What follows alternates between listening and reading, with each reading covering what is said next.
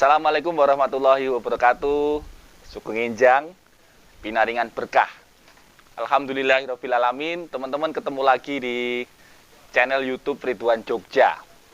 Alhamdulillah pagi hari ini saya kedatangan tamu jauh-jauh dari Tuban, Jawa Timur.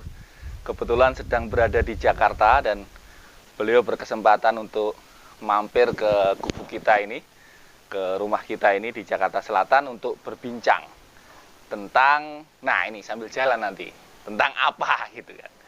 Ini saya kenalkan ya, ini namanya Pak Arif Budi Setiawan.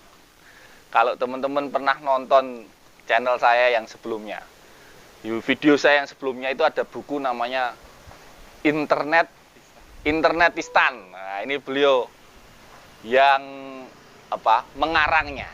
Nah, ini kali ini beliau kasih oleh-oleh buku baru ini Pak Arif ya. Ini buku baru, judulnya Menanti yang Kembali. Nah, ini kumpulan kisah dari sebuah upaya reintegrasi narapidana teroris.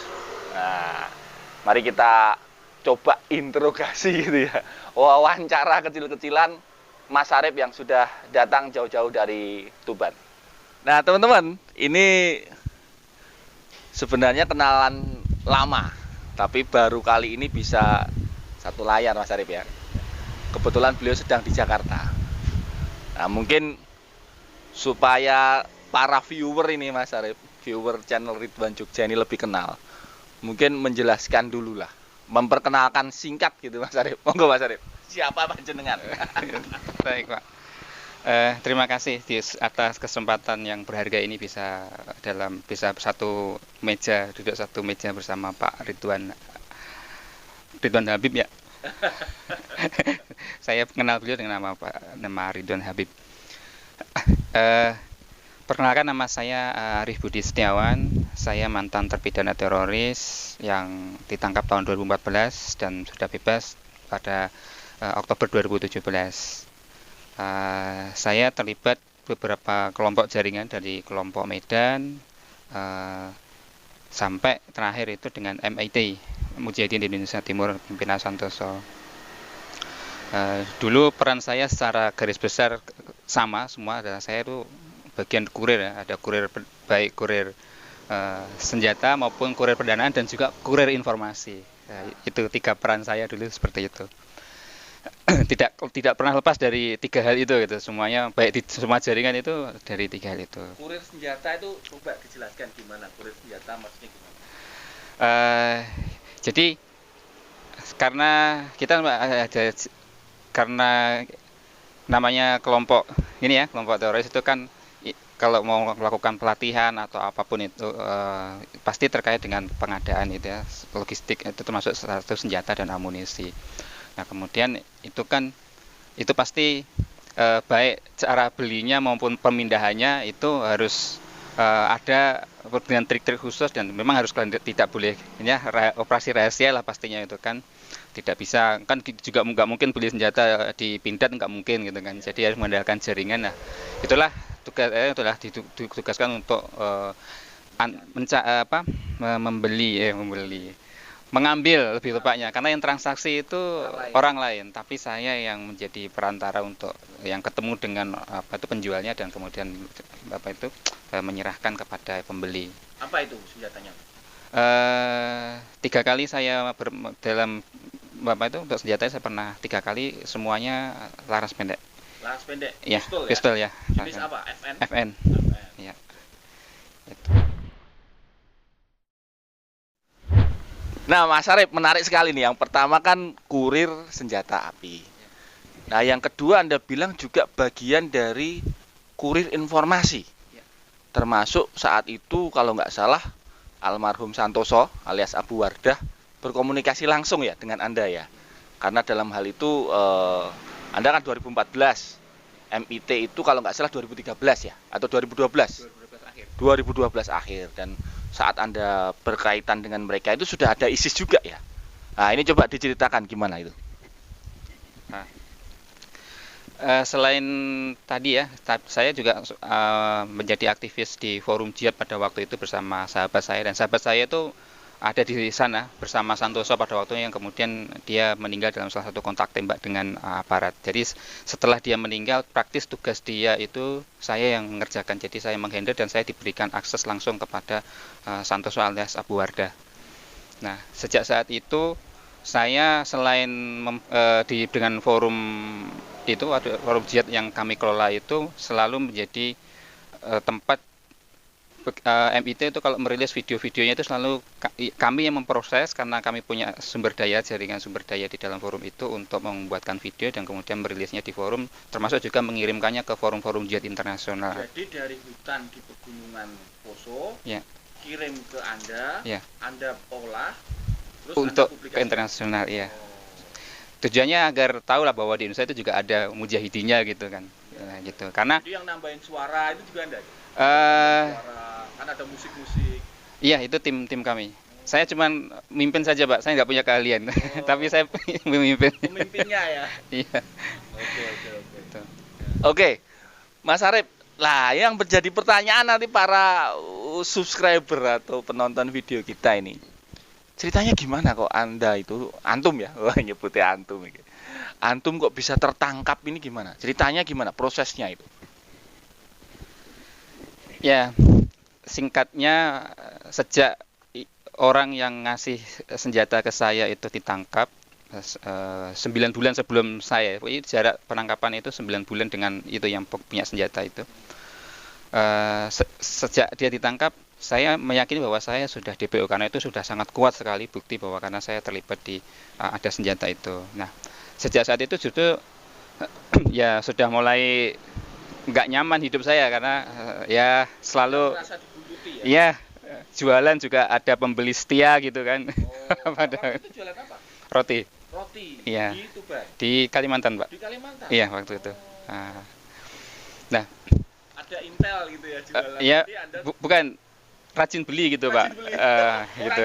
Motornya sama, kadang orangnya ganti, tapi motornya sama. Jadi surveillance ini ya. Iya.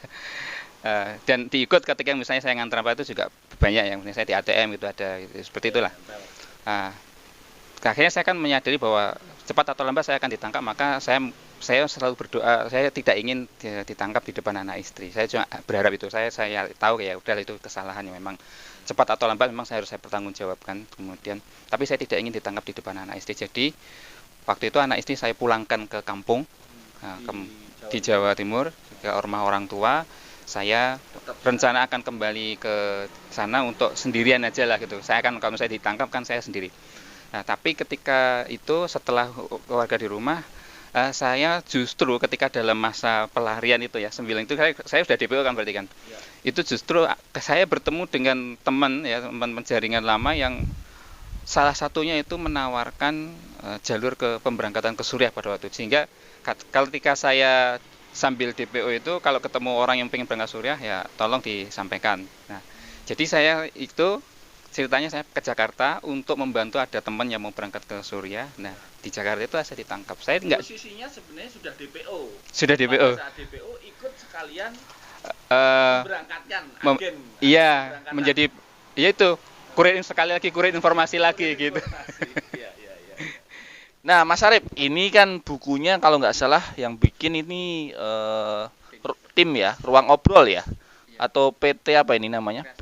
PT Kreasi Prasasti Perdamaian. Ini adalah satu perusahaan yang memberdayakan salah satunya teman-teman mantan narapidana terorisme untuk kembali ke masyarakat. Nah, mungkin bisa cerita nggak, Mas Arif, gimana proses Anda, bahasa kasarnya itu bertobat kali ya?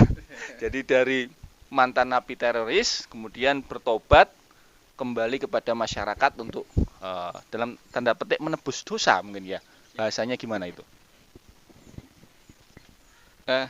Jadi kan memang ketika sudah tertangkap itu kemudian ketika sudah berada di penjara itu bahwa ya dapat bisa refleksi bahwa yang saya lakukan adalah salah dan saya ingin kembali ke keluarga dan kembali ke masyarakat. Nah, tetapi untuk kembali ke masyarakat itu kan mungkin agak ada stigma gitu kan. Jadi sejak di dalam penjara saya mulai suka menulis ya, ada novel, ada buku kecil, kemudian itulah yang akan saya persiapkan sebagai bukti bahwa saya tunjukkan kepada masyarakat bahwa saya sudah berubah. Nah, yang kemudian menerima saya punya karya itu adalah ini ya, ini betul pada saat itu mereka punya inisiatif baru untuk membuat media komunitas ruangobrol.id yang ya, di mana tujuannya itu adalah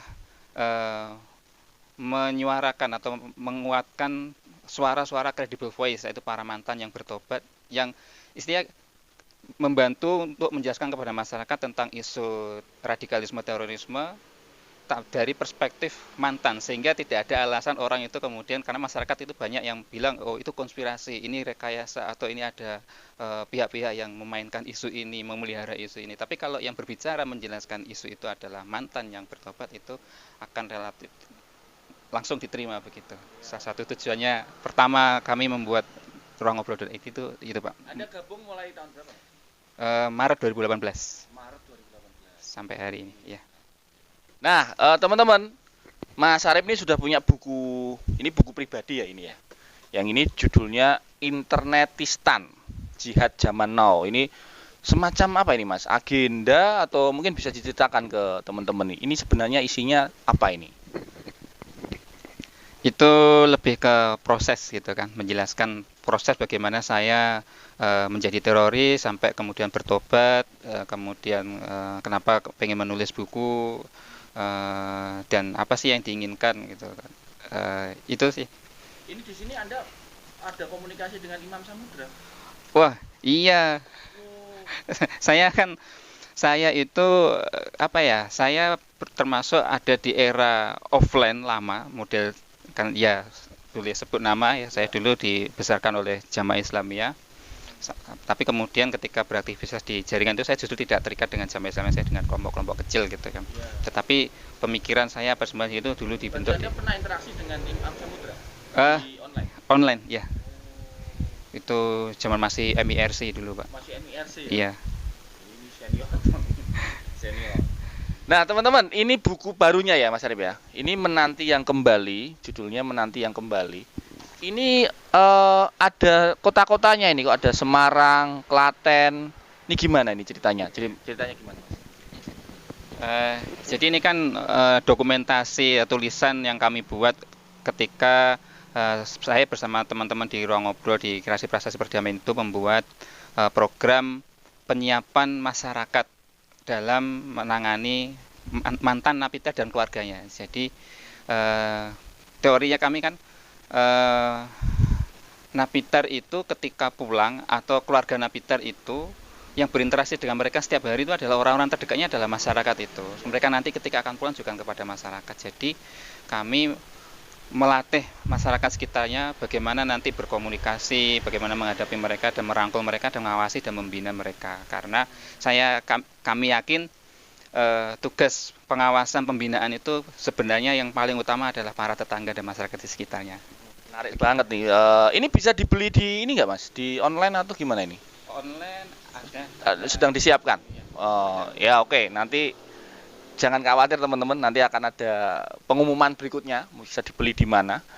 Mungkin ini Mas Arif, barangkali terakhir ya buat teman-teman nih, apa harapan Mas Arif sebagai seorang mantan napiter yang dulu pernah interaksi dengan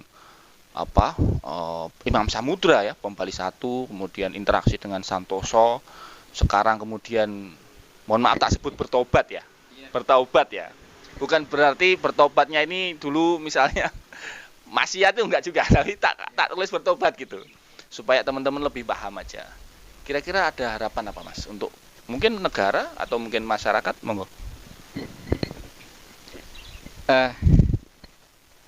Harapan saya sebagai seorang mantan terpidana teroris yang ingin berkarya untuk bangsa ini, untuk bangsa dan negara, adalah agar kami ya, pengetahuan yang kami miliki sebagai para mantan teroris, khususnya mantan teroris yang sudah berubah pikirannya sudah kembali ke jalan yang lurus gitu kan, menggunakan pengetahuan yang kami miliki ini untuk mengedukasi masyarakat, karena peran kalau di kami menyebutnya para mantan yang sudah bertobat ini adalah narasumber credible voice, suara-suara yang kredibel, karena memang mantan pelaku, sehingga tidak ada lagi masyarakat itu yang kemudian oh ini rekayasa atau ini ada pihak tertentu yang sengaja memelihara isu dan seterusnya. Itu saya kira itu yang saya harapkan supaya teman ini kami pengetahuan kami ini dipergunakan untuk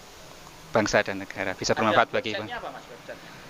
Kalau website kami, website komunikasi kami di ruangobrol.id. Ruangobrol.id. Ya. Terima kasih. Matur nuwun Mas Arif, terima kasih banyak. Teman-teman yang masih penasaran silahkan buka ruangobrol.id. Nanti silahkan, di situ ada tulisan-tulisannya Mas Arif juga. Matur nuwun sudah menyimak video singkat kita, dan terima kasih Mas Arif sudah jauh-jauh dari Tuban mampir ke sini. Semoga ada manfaatnya teman-teman, dan kalau ada pertanyaan atau mungkin titip salam buat Mas Arif, silahkan tulis di kolom komentar. Terima kasih sudah subscribe, like, dan share video ini. Salam terbaik untuk orang-orang yang Anda sayangi. Matur nuwun dan salam intelijen.